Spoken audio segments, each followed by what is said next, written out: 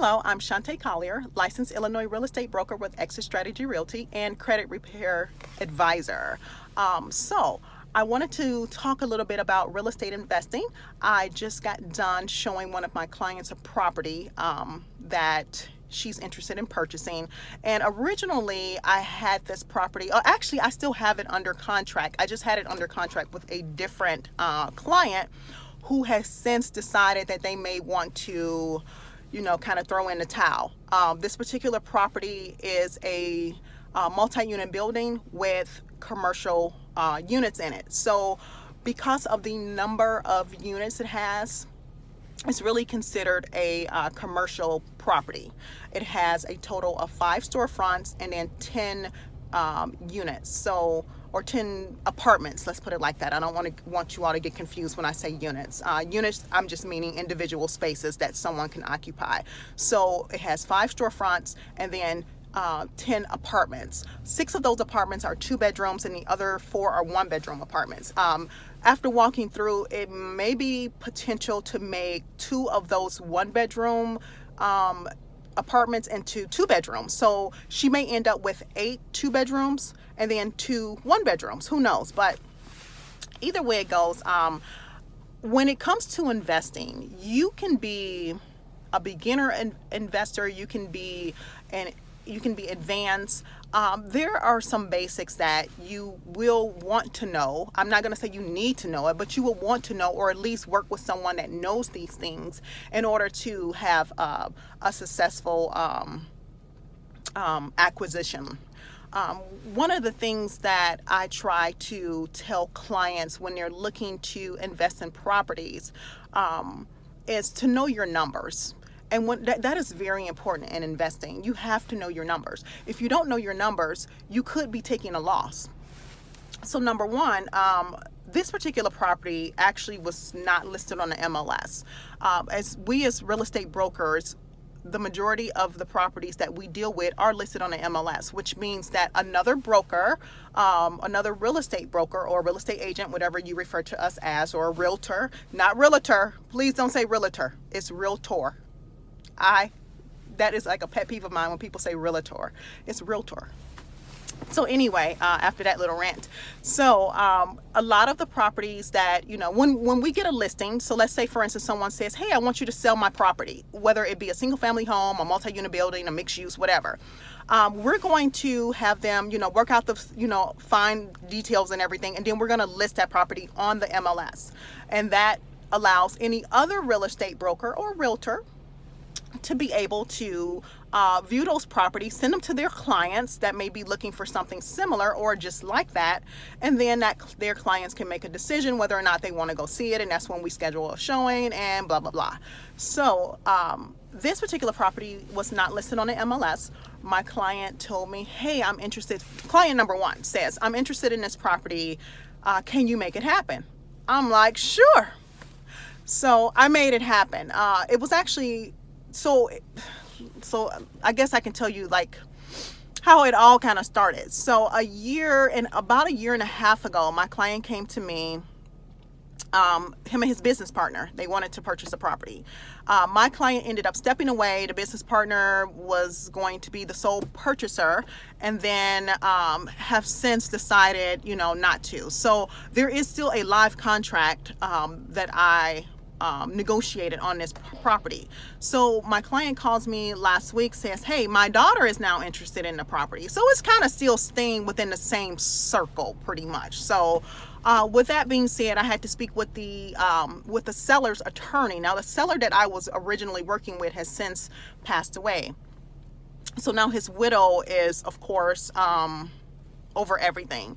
So just trying to work out some fine details and things that need to happen, reduction of paperwork and things like that. So now my client, the daughter, wanted to see the property today. So we went out. I scheduled, some time for us to see the property. We just viewed pretty much, I would say 90% of the building. There was 2 units, 2 of the 2 bedroom units that we're not going to be able to get into just because they're occupied, and we kind of did it like short notice or whatever. But All in all, as we're walking through, I would say on my end, me being her realtor, there's certain things that I'm looking for as a realtor. Now, keep this in mind. I don't have any experience with carpentry, electrical, plumbing. I'm the realtor.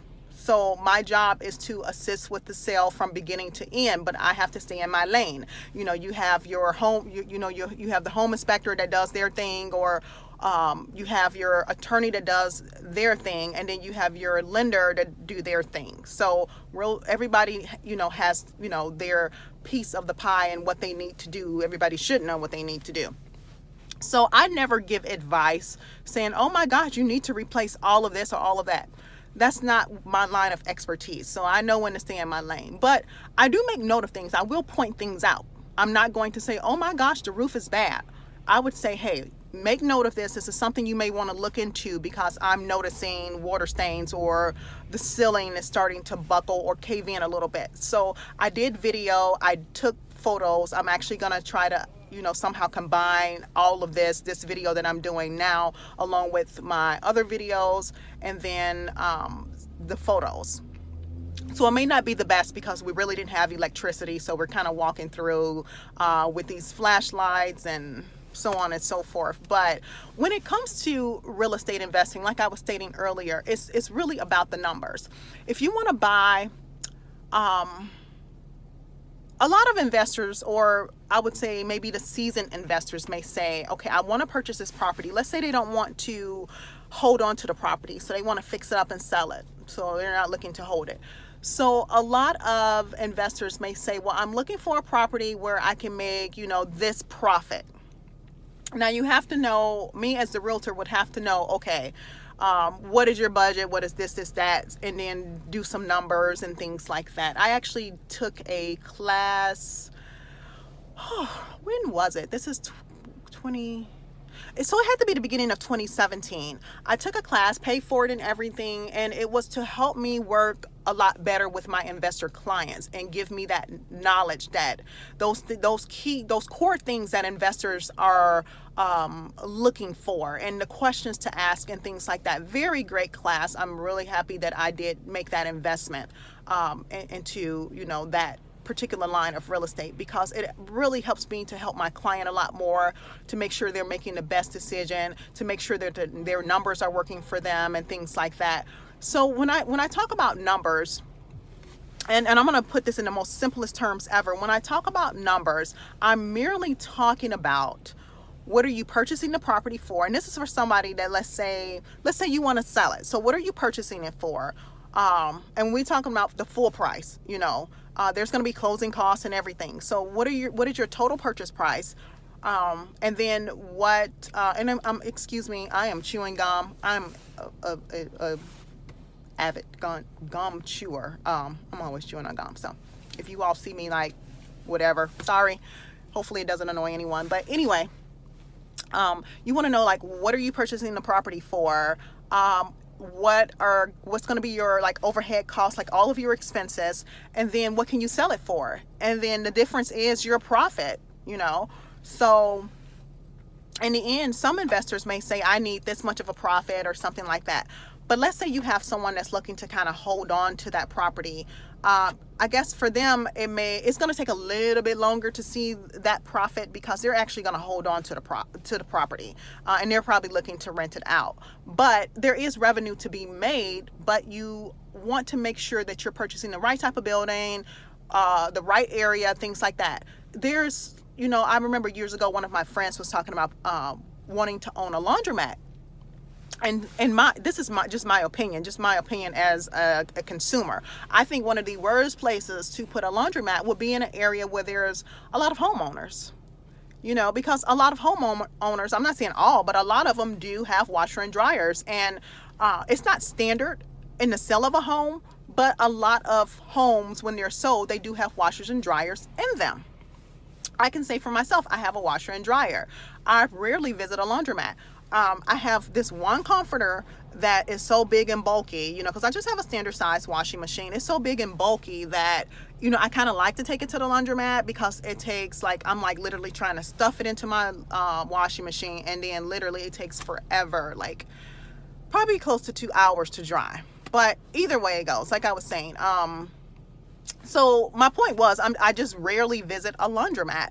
So when you're purchasing a property, you want to make sure that, there's need for that particular, just because the property is in the area doesn't mean that there's need for the property. You've ever seen, go past a place or area, and then something is being torn down and maybe something else is being put up in its place, nothing even similar to what was already there. So you want to make sure that there's a need for the property. And in this particular area, I'm not going to say exactly where it is, but and maybe some people might even figure it out from my video, I don't know, because I did do video of the outside and a little bit of the inside. But in this particular area, definitely a hot renters market. So if you're looking to invest and be a landlord, you want to make sure that it is in a hot renters market, a area where people are constantly renting. And then you want to know what your area or the market rent is, the market rent for that particular area. So then you'll know what you're able to charge. You have to also know what your overhead expenses are going to be to help run the building, because your tenants are not going to pay for everything in that building. You're going to have common area electricity, as well as heating and things like that you're going to have to pay for, the upkeep, the maintenance, things like that. So you want to know all of that. And then what is your rent? What can you charge for rent? So just because, this is another thing. You can purchase a property. You can put the most upscale premium fixtures and everything in there. You're not going to get back what you put into it if that's not what places in the area are selling or renting for. Yes, hear what I'm saying. You can build a house out of gold. You can build it from the ground up and build it out of gold. But if all the other homes in the area are selling for $125,000, that is how your property is going to be appraised based off of the comps, the comparables in the area. So when I get back to a computer later, probably later on today, I'm going to pull some decent comps for my client. And I'm actually going to pull them as where the building stands now with the 6 2-bedroom units and 4 1-bedroom units. And then I'm going to do where it's 8 2-bedrooms and 2 1-bedrooms, because like I stated earlier, this could potentially 2 of the 1-bedroom units or apartments can potentially maybe be able to be turned into 2 bedrooms, possibly. And like I said, with it being a hot renters market, honestly, and this is just my experience, people normally want 2 or 3 bedrooms when they're renting. And maybe that's because the majority of the people that I've dealt with, they have families or something like that. So they have children that they have to consider or whatever. So they do need more than that 1 bedroom. But to kind of just wrap up here, like I was stating, when it comes to real estate investing, you definitely want to be able to know your numbers.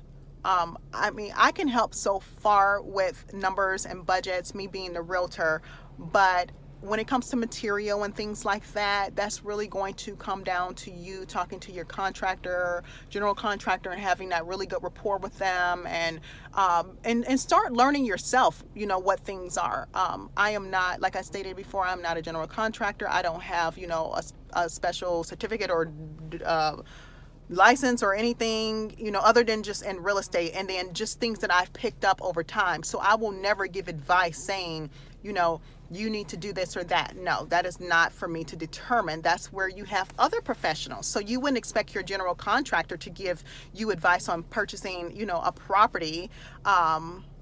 You want them to help you, fix the property. You want your realtor to help you purchase the property. So know who you need on your team and which role they play and who you should go to with what questions. And then learn your numbers, start, understanding what it's going to cost for material, what are you being charged for labor, because as we all know, labor is always more than your material and things like that. So I'm going to, like I said, try to somehow attach some of the videos to this particular video that I'm doing. So it would be like one continuous video. And then I have a few photos. But unfortunately, it may be a little dark. We did have flashlights, but you know, flashlights can only illuminate so much. So if anyone has questions about real estate investing, please do not hesitate to contact me. You can actually get my mobile business card by texting my first name, which is Shantae, SHAWNTA. So text Shantae to 85377. So I will talk to you soon and have a wonderful day. Hey everyone, so this is the property that I was talking about in the main video. So it is a mixed-use property. So it has 5 storefronts and 10 apartments. The apartment breakdown is 6 2-bedroom apartments and 4 1-bedroom apartments. The remainder of the video will be us on the inside. Unfortunately, because the majority of the building is vacant, not the entire building. There's no electricity. So with that being said, our flashlights did the best that they could. However, I wanted to give people an idea of, you know, not all properties are going to be move-in ready. So I work with, you know, a multitude of clients, and, you know, depending on what they're looking for will depend on the property that I'm showing.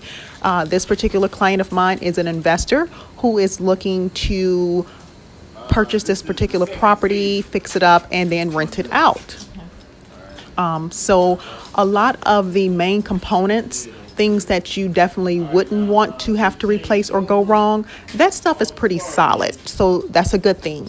There will be a lot of cosmetic things that you'll notice throughout the video. It may look a lot scarier than what it really is, but, you know, looks can be deceiving. It's just mainly about going up in there, tearing some stuff down, and, you know, kind of starting fresh with drywall, things like that. As far as electrical, who knows what's behind the walls? Same with plumbing, who knows what's behind the walls? But from what we could tell, you know, there is just cosmetics as of right now. So enjoy the rest of the video.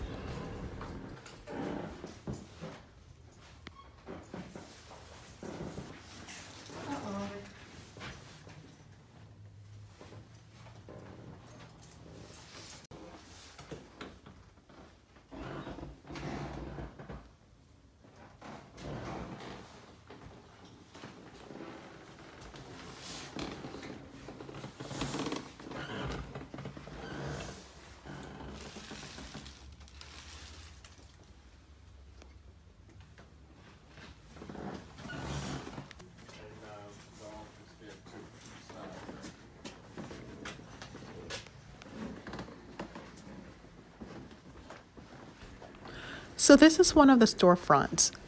There's a total of 5. They were not all the same type of businesses, so each of the units are set up kind of differently, just because at one point there was a laundromat along with a store in one.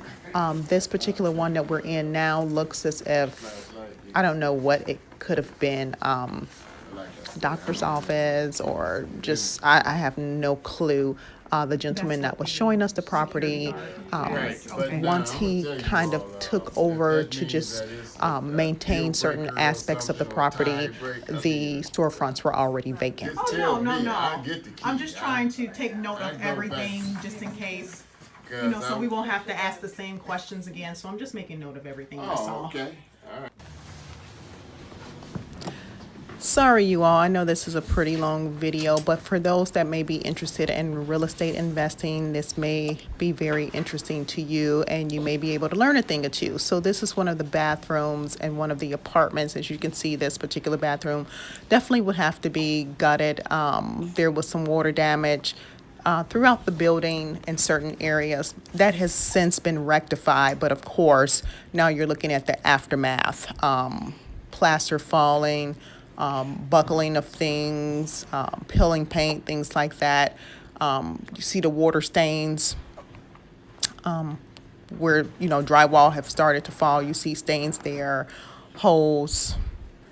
So when you're investing, this was one of the things I was talking about earlier. You want to make sure you know your numbers, because if you don't know your numbers and you end up purchasing a property, you're right. and then the job is way too big for your budget, you don't want to get stuck with a property that you may not end up being able to sell for what you purchased it for, especially if you've already started putting money in it to do certain repairs. So make sure, like I stated earlier, you have the right people on your team that's going to be able to assist you throughout your project and lead you down the correct road. You don't want to end up working on a project and it's taking, way too long, especially if you have taken out like a hard money lender loan, something like that.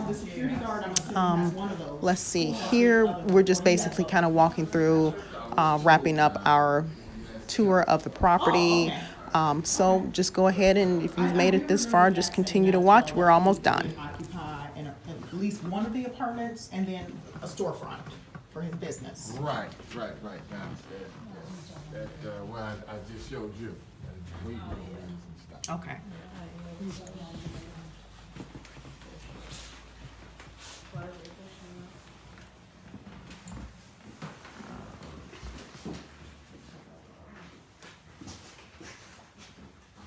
Now, as you can tell, the temperature changed. Here's the windows, though. Yeah. Back door.